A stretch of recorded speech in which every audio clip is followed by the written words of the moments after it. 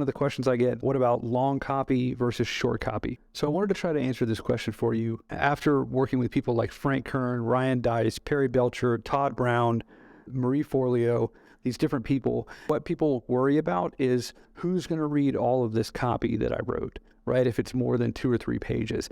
And the answer is most people will not. If you just got some terrible news from your doctor and and then someone has a letter that says, hey, for Lawton, read this, Lawton, if you just found out that you have this disease, right? Or read this if you have this urgent problem for health or finances or whatever. Today's April 17th, right? So read this if you have back taxes and would like to save 50% or more before tomorrow and not have to pay the IRS, right? So it depends on the situation and who you're writing to, who's going to read all of that copy. And by all of that copy, what do I mean? Well, really more than one page.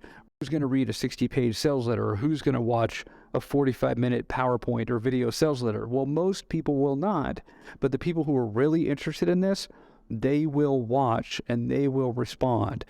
The one of the ways you can find out if your copy is too long is, number one, if you read it out loud and you find that it's boring in places, or if you're telling someone common knowledge that they probably already know, right? Like everybody knows vegetables are good for them, right? I'm already bored, because everybody knows that, right? So our job is to find information that people likely do not already know, or present information that they do know in a way that's unique and interesting, like the 2 vegetables that you should never eat if you have high blood pressure, right? So everybody knows that you should be eating vegetables, but there's 2 that, a Harvard cardiologist warns, Harvard-trained cardiologist warns that, I don't even think that's possible, but, Harvard-trained, cardiologist reveals the 2 vegetables that can spike your blood pressure that the FDA says you should actually be okay eating and that are safe, which actually are not, right? So short copy could be anything like an email, or like a Facebook ad, or like a Twitter ad, or a classified ad, right? Something where there's not a lot of space, where you have like 500 to 1,000 words or less. That's what I would consider short copy.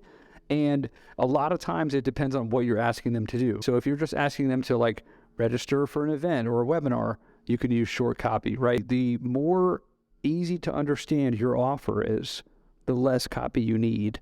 The more your audience isn't aware that they have a problem, or the more your audience isn't aware about your solution, the more runway and copy that you need. It just matters, what are you trying to say, and does your audience believe you or not, and do you have enough room to prove your case like a lawyer in court, right? So if it's a big case and you need a lot of evidence to prove it, you might need a lot of copy, more than like 5 pages to do that. And that's what your copy is designed to reach. It's not designed to reach everybody.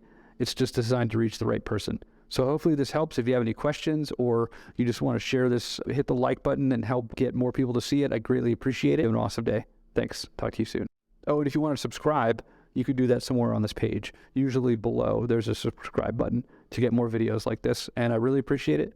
Take care.